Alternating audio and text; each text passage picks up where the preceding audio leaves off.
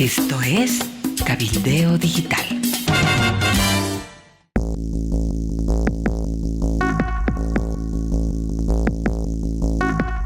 Hola, ¿qué tal amigos? Bienvenidos, estas son las noticias de último momento. Cacho Herrera con nosotros. Hola Cacho, un abrazo. Hola Amalia, ¿cómo estás? Buen día amigos. Hay mucha información que analizar este domingo. Amalia, ¿cómo estás? ¿Qué temas tenemos para hoy? Es un domingo lleno de interrogantes, Cacho. Mañana, ¿habrá o no paro del transporte, bloqueos en todo el país? Segunda interrogante, ¿habrá o no elecciones judiciales en este año?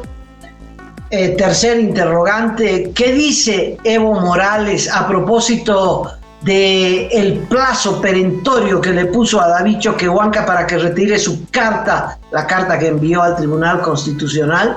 Bueno, y ¿habrá o no la unidad de la oposición? Bueno, son todas interrogantes y vamos respondiendo. Cacho, empecemos y te cedo la palabra. ¿Habrá o no paro de transporte? Bueno, Amalia, todo está en este momento ya en manos del presidente de nuestro país, de don Luis Arce Catacora. Se ha reunido la pasada jornada con otro sector del transporte, que son los cooperativistas. Bueno, los cooperativistas no solamente hay en la minería y en otros rubros de la economía de nuestro país, también hay en el transporte. Con ellos ha llegado un buen acuerdo, nos ha convencido fácilmente de que no va a haber dólares, no va a haber combustible normal, en el corto plazo. Han entendido seguramente las razones, los argumentos del presidente y salieron muy satisfechos de la Casa Grande este sábado. Paralelamente en Cochabamba se estaba realizando una reunión con la Cámara de Transporte, con el sector más duro, más radical. Esta reunión la estaba encabezando tanto Edgar Montaño, el ministro de Obras Públicas, como Héctor Mercado, el principal dirigente del transporte pesado. Han firmado un acta de que se reunieron, de que hablaron, de que pusieron las temáticas sobre la mesa, pero no han firmado ningún tipo de acuerdo, esperando el transporte pesado reunirse hoy a partir de las 11 de la mañana en la Casa Grande con el presidente para definir si va o no va el paro. Seguramente va a ser una reunión larga, Amalia, muy larga, y van a llegar, me imagino, a algún tipo de entendimiento que desactive el paro indefinido, los bloqueos de carreteras, el cierre de fronteras y la conexión de movilizaciones con los gremialistas y otros sectores. Así está pintado el panorama, o sea que está todo en este momento en manos ya del presidente y, lo que pueda hacer en esta reunión con el transporte pesado. Lo interesante, el máximo dirigente del transporte pesado ha salido de la clandestinidad y el gobierno le ha dado todas las garantías, es más, se ha sentado con él. ¿Qué es lo que han exigido como punto esencial para resolver el conflicto? Reunirse con el presidente, y eso lo han logrado. Se van a reunir con el presidente o se están reuniendo con el presidente y no veo que haya un gran entusiasmo para ir al paro. Es más, nadie está loco para querer ir a hacer bloqueos, sacrificarse, ponerse en riesgo. Ellos y sus cisternas o sus trailers, pues creo que hay una necesidad por lo menos de recibir un fogonazo al final del túnel, aunque sea con linterna, pero una pequeña luz que les dé esperanza y que les permita a ellos continuar trabajando. El drama es que por la falta de dólares y por la irregularidad en el abastecimiento de diésel, su trabajo se ha visto disminuido dramáticamente. Un dirigente del sector industrial, del sector de las pymes, de la pequeña industria, ha afirmado que la producción ha caído en un 40% a consecuencia de estos dos factores, la falta de dólares y la irregularidad en el abastecimiento de carburantes. ¿Qué ofrecerá Arce Catacora? Pues que no sé, pero tiene la obligación de resolver este conflicto, esta amenaza de paro en todo el país, de bloqueo en todo el país, porque bueno, nos estamos yendo por el caño, Cacho, no se puede trabajar, no se puede ni vender jugo de mocochinchi en la esquina, porque todo es paro, todo es bloqueo, hay tremenda inestabilidad en el país. ¿Qué diferencia con el Paraguay? Por eso los inversionistas, los empresarios, y estamos hablando de Bolivia, se están yendo al Paraguay, porque bueno, la actividad económica necesita una estabilidad social también, tal vez es el primer requisito. Sin embargo, mira, hay maestros, médicos que están en pie de conflicto para la próxima semana y la marcha de los gremialistas que está llegando a La Paz. De tal modo que resolver, o por lo menos hacer un cuarto intermedio en el conflicto con el transporte pesado, va a ser un alivio, pero no de completo, porque hay todos estos otros sectores que están en pie de lucha.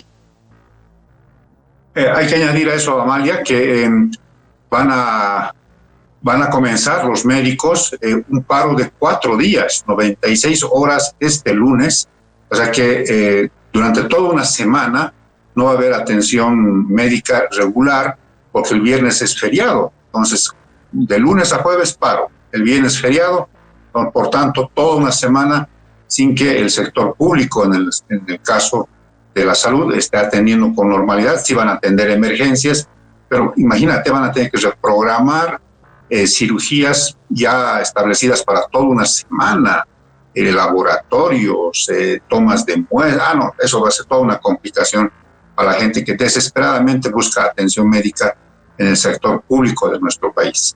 La marcha gremial se ha dividido, Amalia, amigos.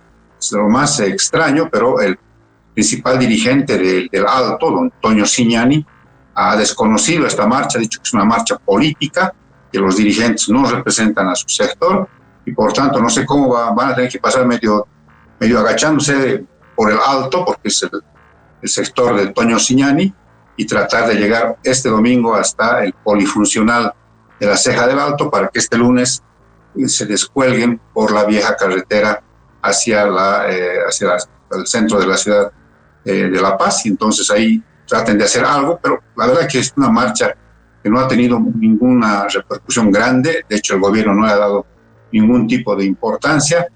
Culminarán su objetivo de estar en La Paz, pero a partir de eso no se sabe si los van a recibir, si alguna autoridad se va a ocupar de ellos, así que también es una incertidumbre en torno a esta marcha, ¿no? Pero todo está concentrado, todos los ojos están puestos en la reunión en la Casa Grande que están sosteniendo los representantes del transporte pesado, encabezados por Héctor Mercado y el presidente Luis Arce Catacora. Bueno, damos vuelta a la página. Hay una noticia positiva. Hay una negociación con una empresa hindú para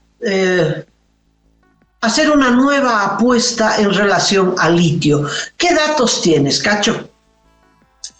En noviembre del año pasado, me imagino que a propósito de la efeméride de Potosí, el 10 de noviembre, se firmó un convenio entre YLB y una empresa de la India para explorar la posibilidad de la fabricación de baterías de litio en base a una tecnología que tiene patentada la India. Bueno, seguramente han ido negociando en estos meses y hace unos días la presidenta de YLB, la señora Carla Calderón, ha anunciado que se va a instalar una planta piloto en la localidad de La Palca, en el departamento de Potosí, para la exploración, para las pruebas iniciales de la fabricación de estas baterías con ion litio, ¿no? Es una tecnología especial que tienen ellos y van a ver si estas pruebas resultan positivas. Si es así, se lanzan a la instalación de una planta ya industrial con posibilidades de fabricar baterías de litio, ion litio le llaman ellos, para que puedan, digamos, incorporarse en este mercado enorme, utilizando el carbonato de litio que se va a producir en el Salar de Uyuni. Así están las cosas, es una nueva novedad.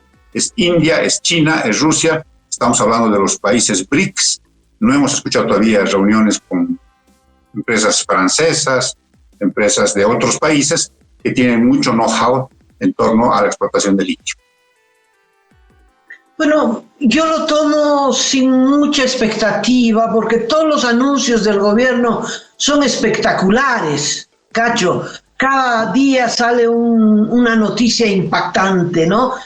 Viene tal empresa, invierte tanto, vamos a resolver, hay miles de toneladas de producción, los ingresos van a ser millones de dólares. No pasa nada, ¿no? Con los hindús, no son hindús, son indios, cuesta decir, ¿no? Pero de la India son indios. Bueno, no se ha tenido una buena experiencia, ¿te acuerdas lo de la Jindal en la producción de hierro en el Mutum, ¿no? Lo sacaron, pero perseguidos por la fiscalía, salieron, pero no, una malísima experiencia, están demandando al país. Veremos qué dicen. Lo concreto es que es una planta piloto, Cachito, y eso toma años. No es que van a experimentar en 2 meses y acá para fines de año ya tenemos la gran producción de litio, no. Están negociando una planta piloto. Planta piloto, ¿qué quiere decir? Experimental, de pequeña escala. Van a ver si la tecnología que traen funciona o no funciona. Bueno, dejaremos la interrogante pendiente. A ver, algún día darán la respuesta. Si funciona, qué maravilla. Y a ver si ellos quieren instalar una planta para que el gobierno la maneje, o ellos quieren instalar una planta para que ellos mismos la manejen, o van 50 por 50, en fin, el modelo económico veremos después, pero lo primero que hay que saber si esa tecnología funciona o no funciona. Eso es un plan experimental de mucho tiempo, tienen que montar la planta, bueno, veremos, no está mal que sigan experimentando, mientras Chile y el resto de los países siguen produciendo como locos, no solamente litio, sino dólares. Entonces nosotros sigamos con la experimentación. Pero te cuento una novedad, Amalia, y es que según la señora Calderón, la planta va a estar instalada, la planta piloto, hasta noviembre de este año. Y las pruebas, y esto es lo maravilloso de su anuncio, se van a conocer a fines de diciembre de este año. O sea que a fines de 2024 sabremos si estamos en posibilidades de fabricar de manera industrial baterías de ion litio para abastecer el mercado de los vehículos eléctricos. Entonces, así de rápido van a ser las cosas, según lo que ha comentado la señora Carla Calderón. Pero el rostro conflictivo del tema del litio lo está dando el Comité Cívico Potosinista, cuyo directorio ampliado se ha reunido en las pasadas horas y ha determinado la realización de una marcha en Potosí de todas sus organizaciones afiliadas, porque dicen que se está queriendo entregar el litio a cambio del diésel ruso. Sabemos que está de alguna manera proscrito para circular en el mundo el diésel ruso por los problemas que tiene Rusia con prácticamente todo el occidente, la parte occidental del planeta, y entonces, pero dicen, lo que ha ido a hacer el presidente a Rusia es alotear el salario de Uyuni. No lo vamos a permitir, así que vamos a rechazar con una marcha el que se esté pretendiendo entregar el litio boliviano a cambio de diésel ruso o de algún otro tipo de diésel que llegue a nuestro país por gestión de Vladimir Putin. Así que hay marcha el 25 en el departamento de Potosí, organizado por CONCIP. Discúlpame, Cacho, que yo exprese mi absoluta desconfianza de los exitosos titulares del gobierno. Es que de esos he escuchado mucho en estos últimos 18 años. Han anunciado exitosas inversiones desde el 2008, Cacho. Eso de los iones, hicieron un laboratorio que costó como $3 millones. Evo Morales lo inauguró y era también una planta experimental, un laboratorio experimental, en fin. Esperemos. Me gusta tu entusiasmo, que contrasta con mi absoluto descrédito de los titulares y de los anuncios que lanza el gobierno. Yo creo que están desesperados por tener algún éxito, desesperados. y entonces siguen con estos anuncios. Veremos si funciona, es un experimento, ¿no? Y primero van a experimentar y luego van a decir si funciona o no funciona. Y eso, por lo menos estos 6 meses, mira, Cacho, esperemos, la realidad dirá si tu optimismo y credibilidad en las palabras de la licenciada Calderón, ingeniero Calderón, o el pesimismo que yo veo frente a todos los proyectos que lanza el gobierno. Esperemos. Así es, Amalia. Si gustas, cambiamos ya de tema, porque don Evo Morales, jefe del MAS, caudillo del evismo, ha hablado este domingo en su programa dominical de Radio Causachuncoca, que tuvo como invitado al exministro de Gobierno Carlos Romero, hablando de economía, de política y de otros tópicos de la coyuntura nacional, pero ha dicho que, caramba, está muy extrañado, le ha rechazado, ha reclamado el hecho de que David Choquehuanca, vicepresidente del país, no haya retirado su nota dirigida al Tribunal Constitucional en el que pide que se pronuncie sobre las leyes que sancionó la Asamblea Legislativa encabezada por Andrónico Rodríguez. Y ha recordado que el presidente Luis Arce está en el plazo para la promulgación de esas leyes y ha pedido que de una vez se promulguen todas esas leyes que ha aprobado la Asamblea Legislativa para dar vía libre, para viabilizar las elecciones judiciales, para viabilizar un crédito que también se aprobó para un tramo carretero en Cochabamba, y también una resolución, bueno, eso no necesita una promulgación, que es de alguna manera terminar con el proceso de las elecciones judiciales. Está bastante preocupado porque dice mantener a los prorrogados realmente nos va a llevar al despeñadero, así que de una vez hay que hacer las elecciones judiciales reactivando todo el proceso que quedó trunco. Cacho, pero no te olvides que la resolución o la ley más importante de esa sesión del Congreso, de la Asamblea Legislativa, era la ley 035, que condena a los prorrogados. Dice que no hay posibilidad por Constitución de que existan magistrados prorrogados. Eso es lo más importante. Eso es lo más importante. Todo lo demás, bueno, eso sale por, digamos, por procedimiento legal. El conflicto es esta ley, la aprobada por la Asamblea Legislativa. Y Evo Morales dice, bueno, que la promulgue de una vez. Bueno, ¿tú crees que Arce, que es el padrino de los prorrogados, va a promulgar esa ley? Ahora, él puede promulgar una por una, no tiene la obligación de promulgar por paquete. O sea, puede promulgar esta, y dejar pendiente la de los prorrogados. Pero al aprobar una sola ley, promulgar una sola ley, supongamos la del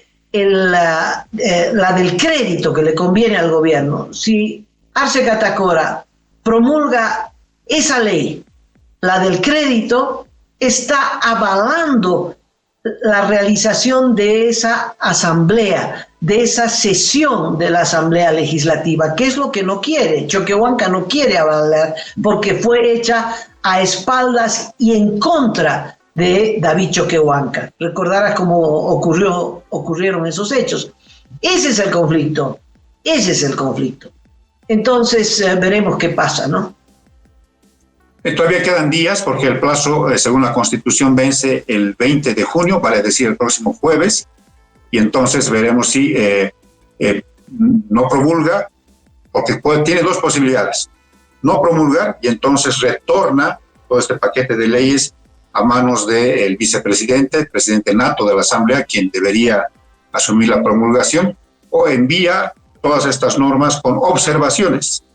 Pero antes del 20 de junio, mágicamente también puede conocerse el pronunciamiento del Tribunal Constitucional solicitado por Choquehuanca, que podría decir, entre otras cosas, que han sido mal llevadas, que la convocatoria había quedado observada y entonces no tiene sentido esas leyes, y dictaminar algún tipo de resolución, algún tipo de pronunciamiento que deje, que las tire por abajo, que las tumbe estas normas. Así que hay estos días como para saber qué es lo que va a hacer el Tribunal Constitucional, que es, digamos, el brazo operativo de la tiranía del Ejecutivo y del Judicial en nuestro país.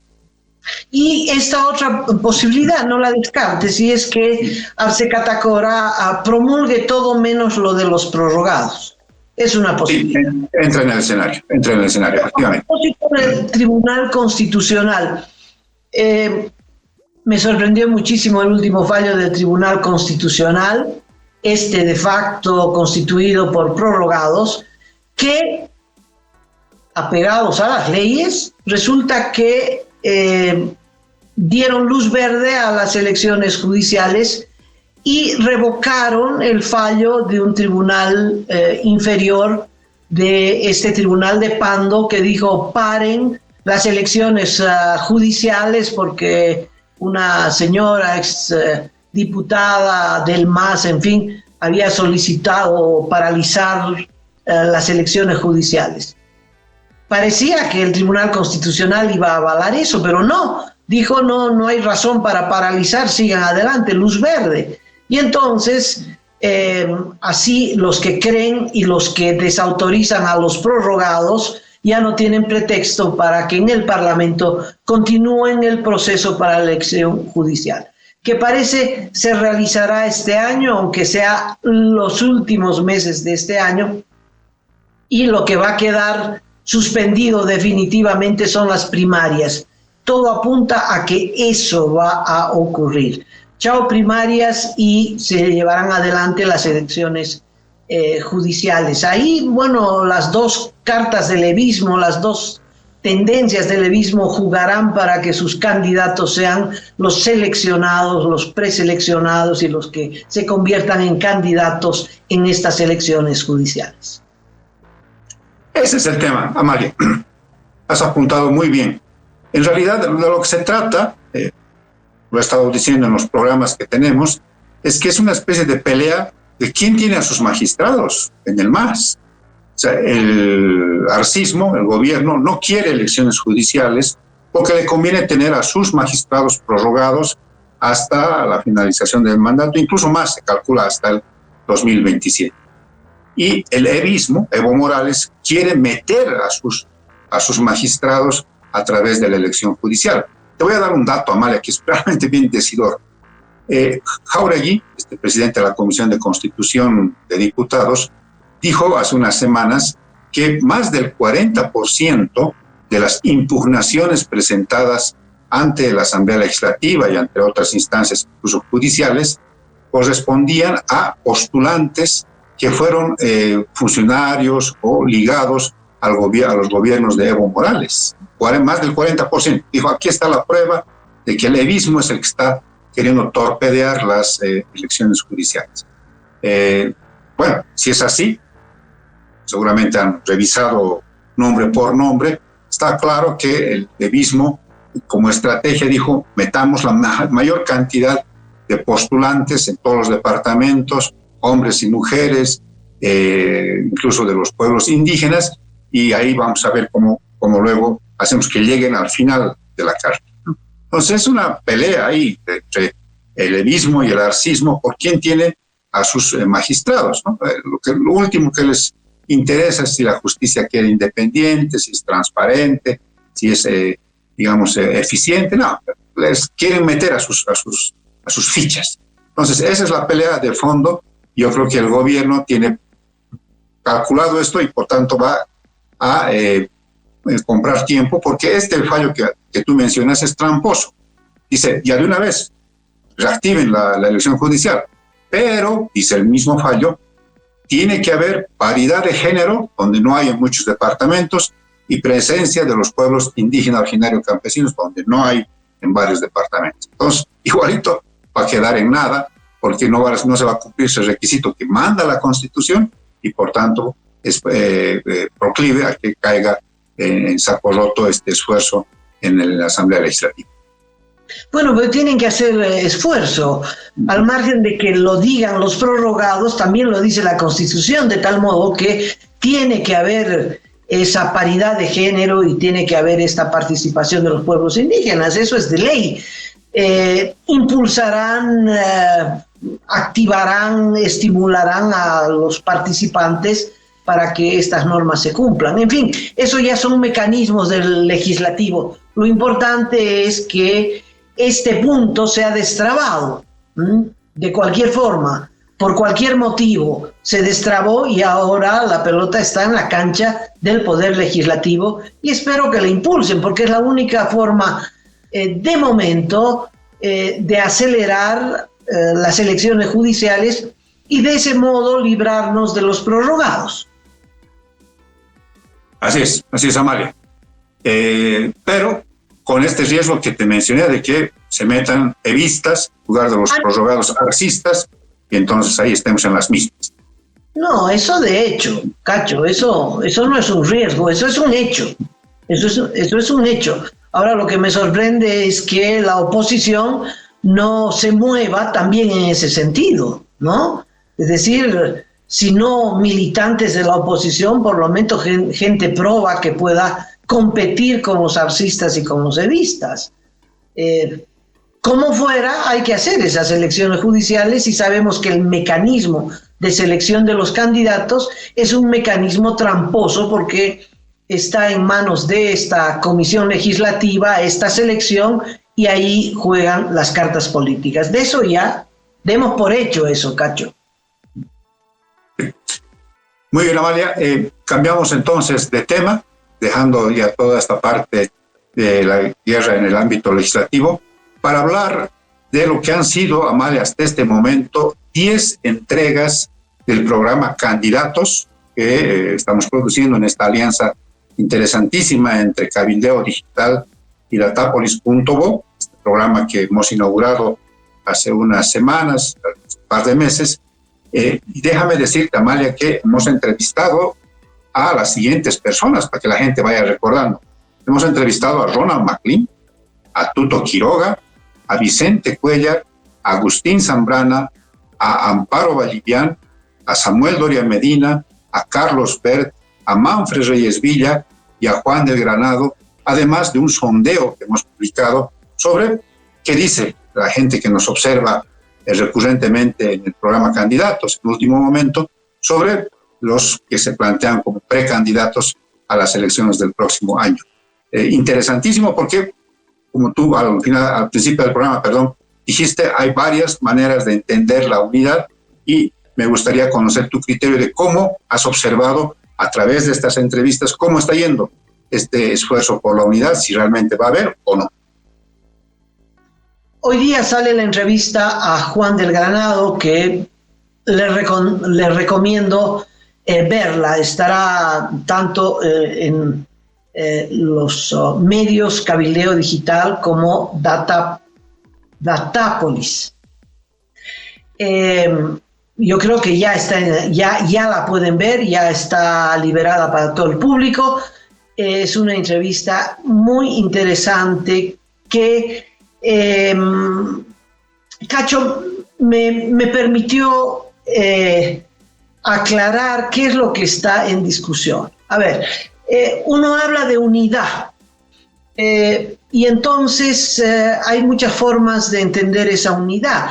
El sentido común, el sentido político de la población y también el sentido político que debería primar en todos los agentes de la política de la oposición o de las oposiciones, es que si no hay un solo candidato con gran respaldo popular, el MAS va a volver a ganar las elecciones. Por más golpeado que esté el MAS, cualquiera de sus dos fracciones, y resuelvan como resuelvan los conflictos que tienen los masistas, tienen más posibilidades de ganar que una oposición dividida en varias fracciones.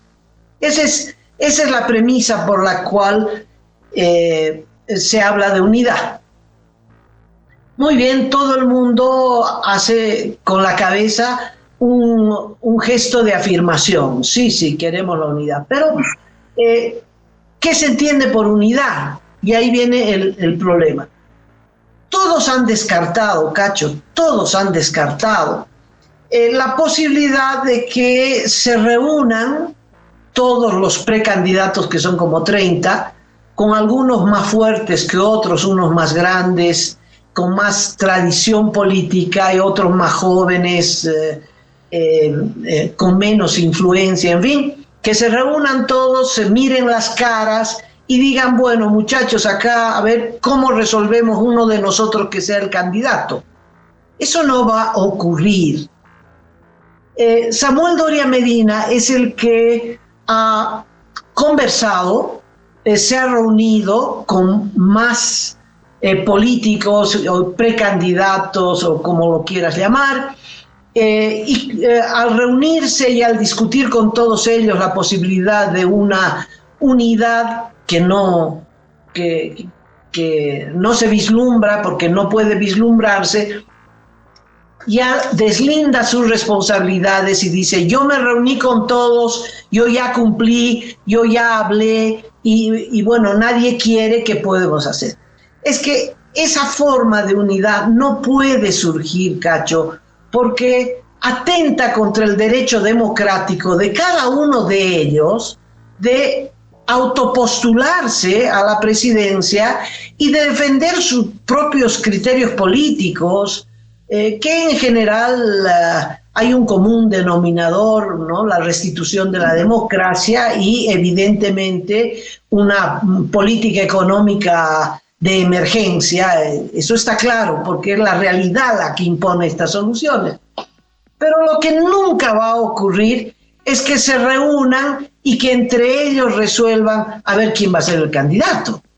Eso no va a ocurrir. Descartemos esa posibilidad. De hecho, por eso políticos como Juan del Granado, como otros, Tuto Quiroga, Manfred, Carlos Mesa, de entrada dicen, no hay posibilidad de unidad, es decir, este mecanismo de unidad, porque es imposible que tú le digas a Carlos Mesa, ¿sabes qué? Tú no, por esto, tú no vas a ser el candidato. Vaya, ¿y tú quién eres para decirle eso a Carlos Mesa? O que Carlos Mesa le diga lo mismo a Chalibert. Oye, Chalibert, vos no tienes posibilidad, etcétera. No, todos tienen el derecho a autopostularse, Cacho. Y ninguno se va a bajar de la carrera electoral porque su competidor se lo diga. O sea, descartemos eso. De tal modo que el esfuerzo de Zambrana, de Agustín Zambrana, de los búnkers que arrastró a 4 precandidatos, entre ellos a Vicente Cuellar y a Amparo Vallivian, se han reunido, han firmado un documento esperando que los grandes se sumen a su iniciativa, cosa que no ha ocurrido. Hay otro candidato, un abogado que citó con carta a Manfred Reyes Villa, a fulano, a sutano, y vengan acá que vamos a discutir la unidad. No, eso no va a funcionar, eso no va a avanzar para ningún lado, ¿no? Los 4 que han firmado en Santa Cruz están esperando que los otros se unan a su proyecto. Bueno, digamos que tengan éxito. Digamos que a esa reunión vaya Tuto Quiroga, vaya Manfred, vaya, además de ganarse un golazo político, búnker, que por supuesto no asistirán porque no quieren darle ninguna credibilidad a Agustín Zambrana, pero digamos que lo logre. ¿Qué pueden sacar en esa reunión? ¿Quién de todos se van a mirar las caras y van a decir qué maravilla que el candidato sea fulanito o fulanita? Eso no va a ocurrir, Cacho. Todos descartan desde ya esa posibilidad. Es decir, una juntucha, se reúnen y entre ellos resuelven quién es el candidato. Eso no va a ocurrir. Porque esencialmente no es por egocentrismo, por mezquindad, no, es porque cada uno de ellos tiene el derecho a postularse y cada uno de ellos tiene un programa distinto al otro. Y tiene un programa distinto porque son corrientes políticas distintas. O sea, descartemos esa posibilidad. Segunda posibilidad, que es la que plantea Chalibert y también, es decir, lo plantea clarísimo Chalibert y lo plantea clarísimo Juan del Granado. partiendo de que Juan del Granado dice, yo no voy a ser candidato a nada, yo estoy aquí para empujar ¿qué? Un polo democrático, y Chalibert dice, queremos reunir a los precandidatos y ver si podemos juntarnos en un programa mínimo. Yo creo que al final el esfuerzo también de Agustín Zambrana va a terminar en eso, a ver si puede haber un agrupamiento molecular de los más similares, ¿no? Juntar a todas las fuerzas, no importa, obviamente, del campo de la oposición, grupos, partidos, comités cívicos, personalidades, en fin, que más o menos piensen de manera similar y que se agrupen en torno a determinadas personalidades. Eso es muy posible. Es decir, que Vicente Cuéllar aglutine a organizaciones, grupos, inclusive otras candidaturas que decidan apoyar a Vicente Cuéllar. Esa no es la unidad. Esa es la agrupación en torno a determinados núcleos referentes, que está muy bien. Por lo menos empezamos a esa dispersión infinita a agruparla, ¿no?, molecularmente en torno a determinadas personalidades y programas. Y yo creo que estamos en esa fase. Y eso es muy positivo. En vez de 30, van a quedar 10 y después quedarán 8. A mí me parece eso muy bien. Eso me parece muy bien. Entonces, todos aquellos que les parece que Carlos Mesa es una opción interesante, positiva, es posible que se vayan aglutinando en torno a Carlos Mesa. Los que piensen que hay que apoyar a Juan del Granado, tal vez con miras municipales, pero que esa corriente podría apoyar a Vicente Cuéllar, eso está muy bien. No es la unidad de la que estamos hablando, ¿no? Pero ya es una agrupación, esa dispersión ya se va agrupando, ya va tomando cuerpo en corrientes políticas más claras. ¿Qué es lo que plantea Ver también? Dice, hagamos un programa mínimo común y vamos a aglutinarnos en torno a ese programa único común. Muy bien, pero a eso le falta el personaje, el candidato, el liderazgo político. Y en ese proceso se va a tomar meses, Cacho, se va a tomar meses. ¿En qué queda la propuesta de MacLean? Que yo la suscribo.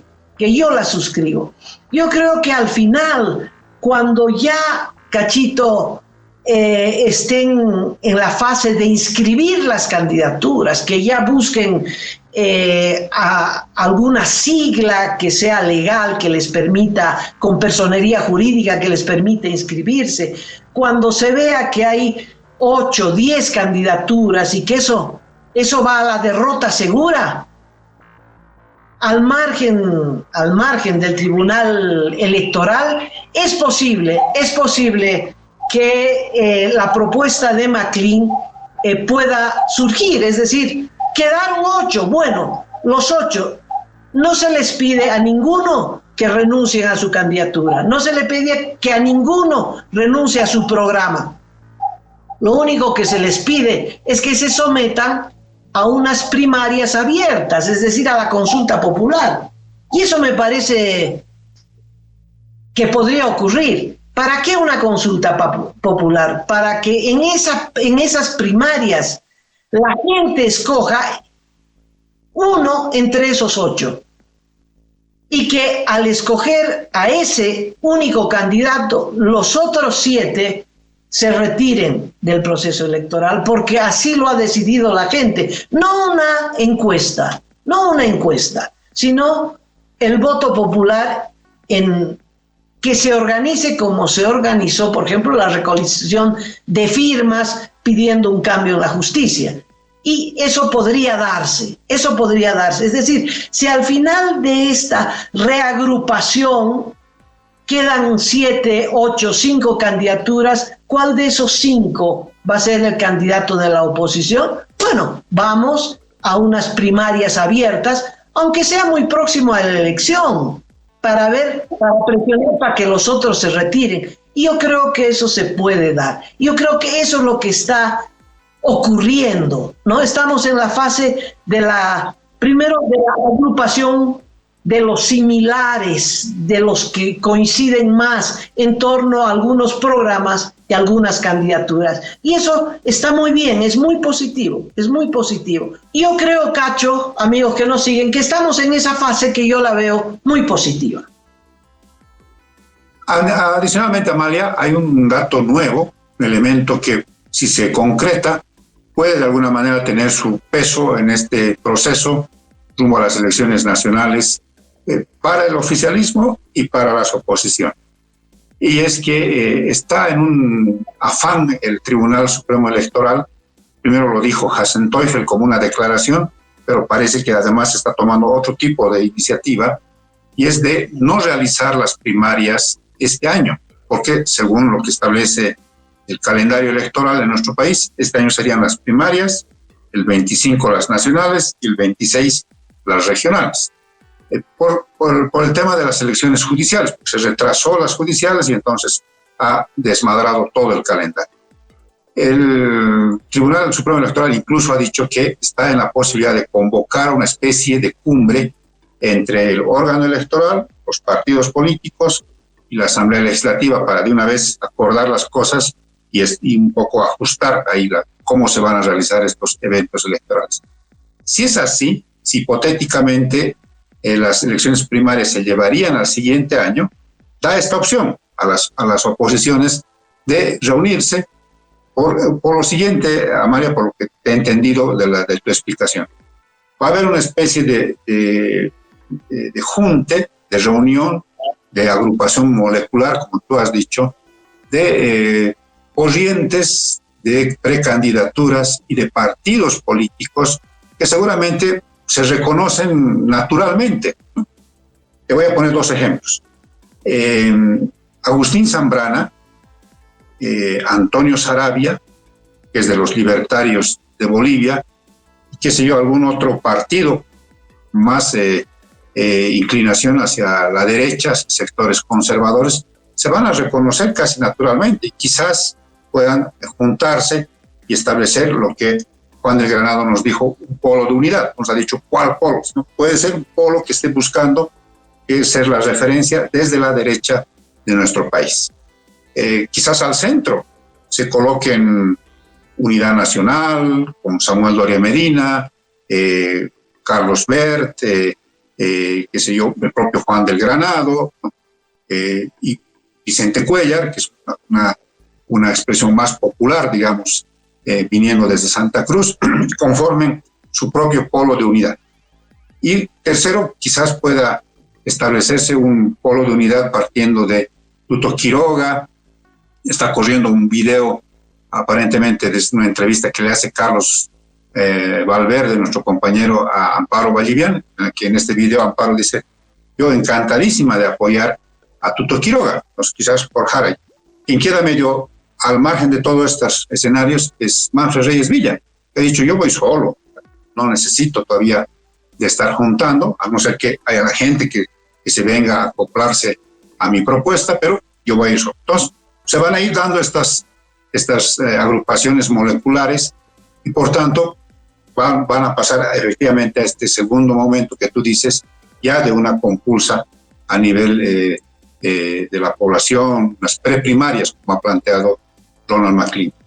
Y en este escenario, en esta segunda fase, habrá que ver si hay la voluntad como para que puedas todos someterse con el compromiso de que el que pierda se retira y más bien apoya a quien vaya a ser ganador, como lo dijo Amparo, ¿no? Amparo fue bien clara en eso.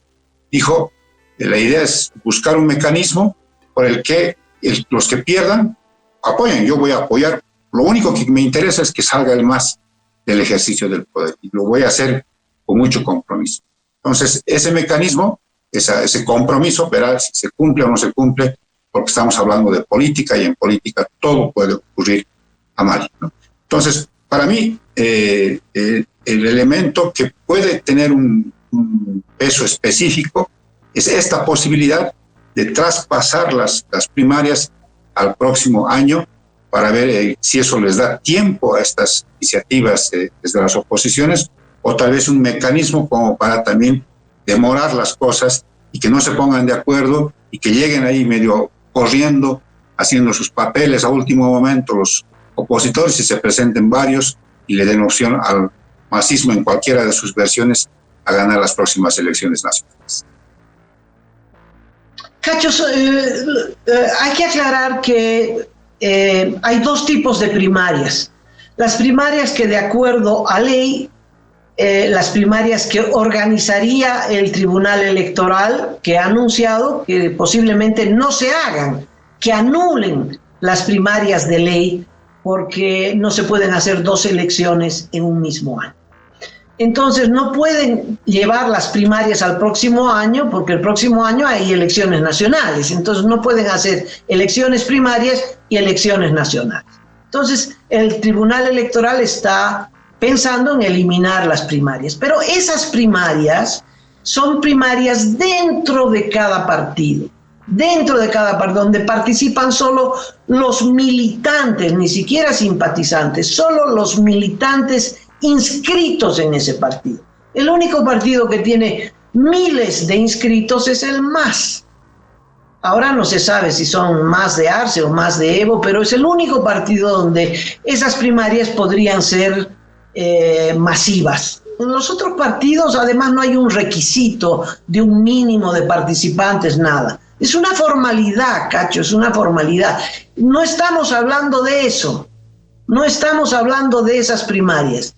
Estamos hablando de unas primarias abiertas que no están en la ley y que no necesitan el aval ni nada del Tribunal Electoral. Son elecciones convocadas por alguien que no se sabe quién, pero que tiene el aval de todos los partidos de oposición, para que todos los partidos de oposición, todos los candidatos de oposición se sometan al escrutinio popular y que la gente vaya a votar, se autoorganice para que toda la población opositora escoja su candidato en esas elecciones internas, pero es voto popular, al candidato que lo va a representar. Entonces, así ya estén inscritos, Cacho, 7, 8 candidatos, ya estén inscritos. Si se hace unas primarias abiertas, pues esas primarias abiertas determinan quién queda para que los otros retiren sus candidaturas, cosa que se puede. En fin, pero para eso falta mucho que recorrer todavía, mucho que recorrer. Y yo creo que, bueno, el debate está abierto y les recomendamos ver la entrevista con Juan del Granado, que apunta a esta discusión.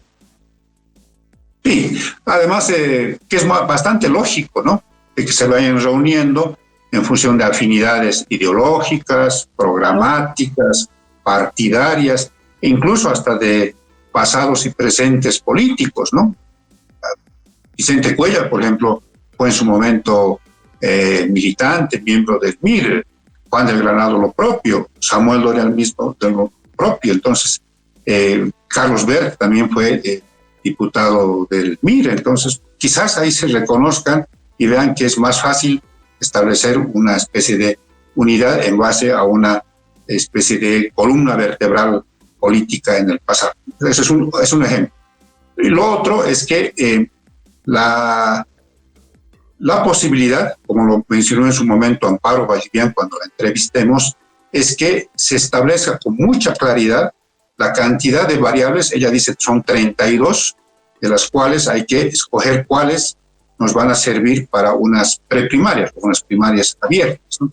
Si ese mecanismo, por ejemplo, ¿no? Es decir, todos los ciudadanos del padrón electoral estarán habilitados para participar en estas elecciones primarias, con algunas salvedades. Por ejemplo, que no haya posibilidades de votación en el exterior, por ejemplo, o si se permite ¿De qué manera? Imagino que puede ser a través de los sistemas electrónicos. Entonces, todas estas cosas tienen que quedar claras para todos, para que luego no haya que a mí no me han dicho, me han engañado, he sido traicionado, no sé qué, no sé cuánto, y todo este esfuerzo pegadito a la elección del próximo año quede en nada y otra vez un fracaso de las oposiciones por sacar del poder al MAS en cualquiera de sus versiones.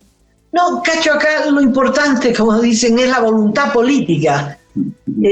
Se somete Tuto Quiroga a un escrutinio, compite con el resto de los candidatos de oposición, porque si gana el candidato es Tuto Quiroga.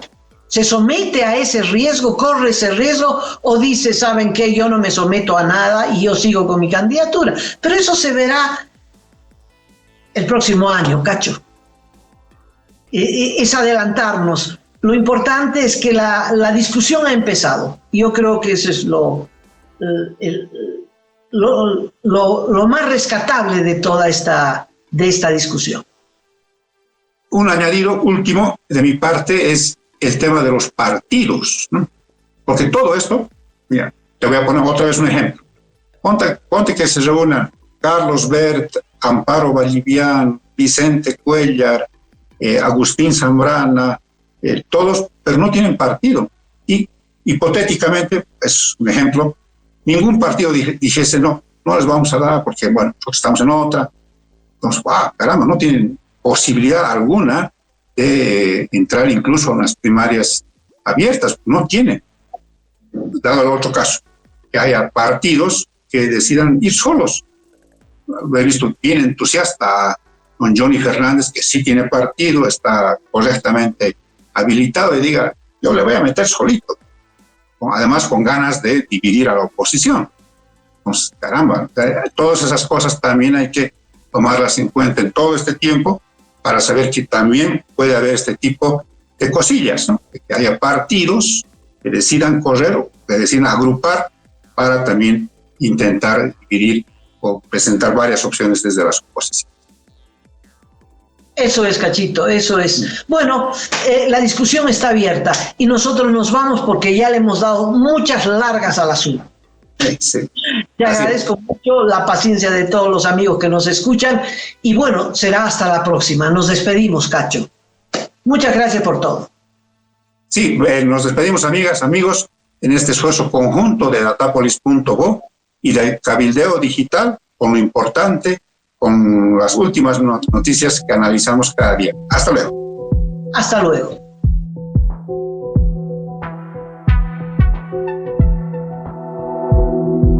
Aporta a Cabildeo Digital y apoya al periodismo independiente.